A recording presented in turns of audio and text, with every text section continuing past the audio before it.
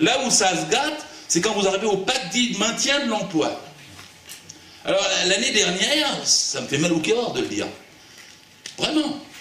L'année dernière, il y a eu Sarkozy qui a proposé des pactes de compétitivité. Vous vous en souvenez, c'était le 31 janvier.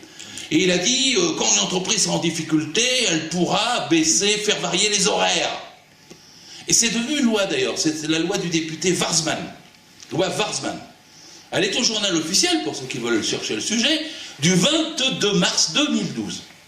L'article 40 de la loi Warsmann prévoyait qu'il puisse y avoir, dans le cadre d'une entreprise avec des difficultés conjoncturelles, qu'il puisse y avoir des variations d'horaire pendant une période d'1 an. L'ANI, c'est pendant une période de 2 ans, c'est la variation d'horaire et la variation de salaire.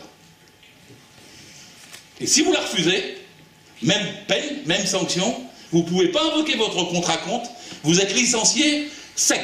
C'est-à-dire que vous aurez strictement vos droits, il n'y aura pas de plan social, même si vous avez 40 personnes qui refusent, parce que jusque-là, quand vous aviez un paquet de 9, ça enclenchait un plan social, il n'y aura pas de plan social.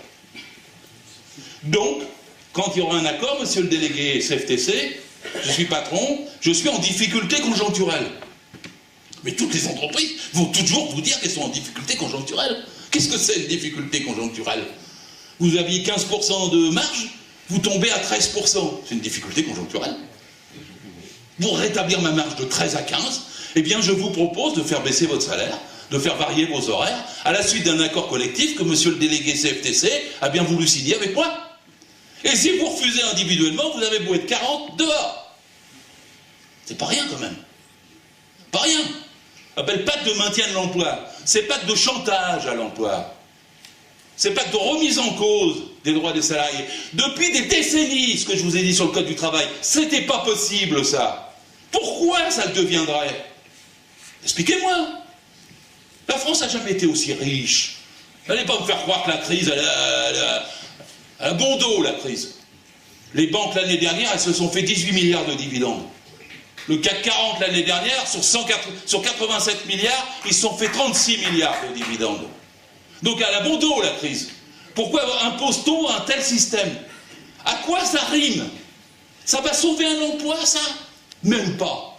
Parce que les entreprises comme Bosch, il y a 10 ans, qui avaient signé des accords de ce type, de leur propre volonté des employeurs, sans qu'il y ait de loi à l'époque, ça n'a pas empêché qu'ils ont quand même perdu leur boulot, leur salaire, etc. Continental, ils avaient signé de la même façon, qu'ils allaient travailler ils ont perdu après. Et vous croyez qu'il y aura... Alors, Madame Parizeau, elle a une formule extraordinaire, elle dit, mais quand ça sera fini, la période de 2 ans, ça sera à meilleure fortune.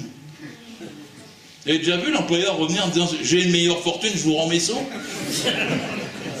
S'il y en a un, mentionnez-le moi, hein. Il y en a un quelque part qui a fait ça, une entreprise où on me dit, elle a fait ça, puis ensuite elle a redonné des sous aux salariés après avoir redressé la barre. Il n'y en a pas. C'est jamais arrivé. Ça n'arrivera jamais d'ailleurs. C'est la loi du profit maximum, c'est pas la loi de la redistribution qui l'emporte.